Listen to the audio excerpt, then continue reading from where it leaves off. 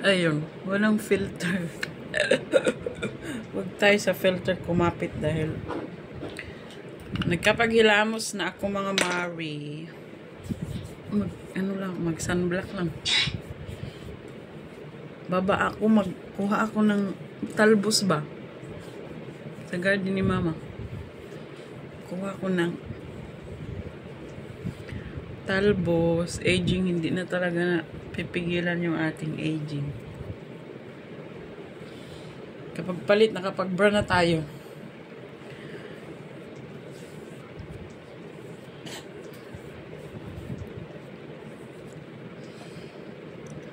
Kasi yung ating pututoy naglaylay. Anyway, anong ini-expect mo sa 40 years old, tapos 4 ang anak, tapos yung anak na 4 lahat breastfeeding, di ba? Ganito kaano yung aking zuzu kagamit. Ano ba to? Na ano to ay lammer. Nakita to ni Jasmine. Iwanan doon ang pasahero niya. Kaya lang. Iwanan doon ang pasahero niya. So, ito namang bata. Ayan, ayan niyang sumama sa baba. Magpalit ako ng bedsheet. Ayan yung sumama. Oh, halika na. Don't go away. Don't go out. Where's my access card? Siya lang mag-isa, ayaw sumama sa baba kasi gusto kong mag-ano ba? Gusto kong mag-utan. Ano yung utan? Sabi ni Kakash, meron daw akong mustache dito. Meron naman kasi talaga ako niyan. Ever since. Meron daw.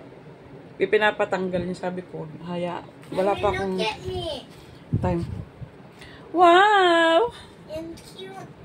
Is like it? a bear. Okay. Don't go ah! It's very quick lang. Dala tayo ng plastic. Ano ako ng saluyot. Tapos talbos ng kamote. Tapos kunting malunggay. May sayote kasi dyan. Ano yung tawag sa inyo utan? Yung utan ba na? Utan na sinabaw. Gulay na sinabaw. Ano ba yung sa inyo? Kasi sa Samar, utan ang tawag sa amin yan. Utan.